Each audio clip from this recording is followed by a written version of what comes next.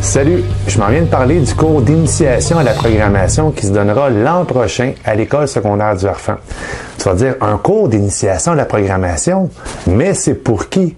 Ben, en fait, c'est pour tout le monde. C'est pour tous les gens qui veulent apprendre à programmer, qui sont quand même assez habiles avec les mathématiques aussi, mais qui veulent réaliser des projets. Parce qu'il faut pas se mentir, en fait, l'informatique, c'est l'avenir.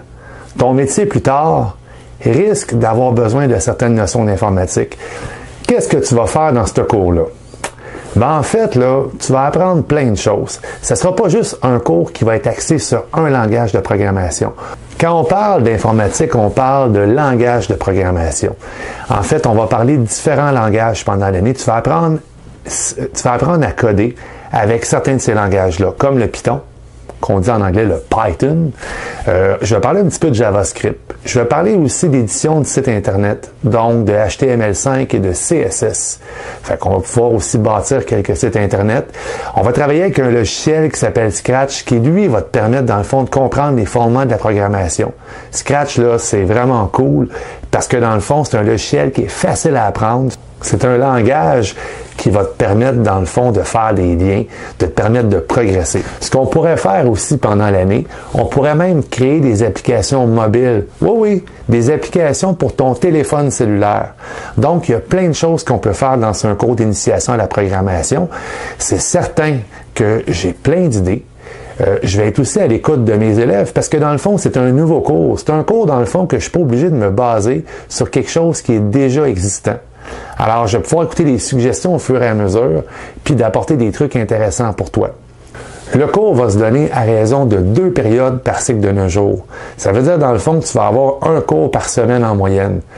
Ça va te demander quand même de faire des travaux à la maison.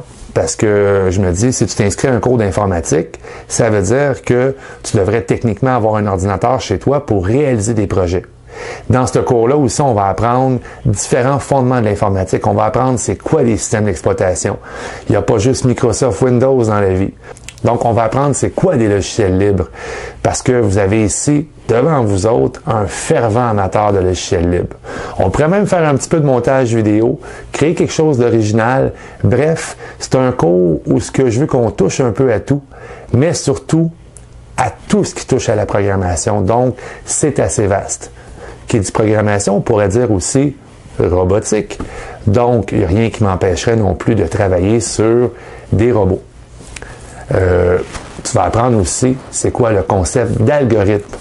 Donc, quand je parle d'algorithme, là, je ne parle pas d'une personne qui s'appelle algorithme. Non! Je parle dans le fond de raisonnement mathématique relié à l'informatique. Tu sais, je lance des idées comme ça aussi. Pourquoi pas créer une application Harfang pour le cellulaire? Pourquoi pas créer, dans le fond, ou améliorer le site Internet du Harfang? T'sais, on a plein d'idées qu'on pourrait faire dans ce cours-là d'informatique.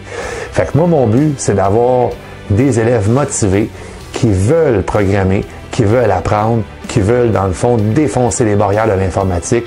Je me dis, dans ce cours-là, tu vas apprendre plein d'affaires, puis moi, je vais être là pour te guider puis t'aider. Alors, au plaisir de savoir à l'année 2018-2019. Bye!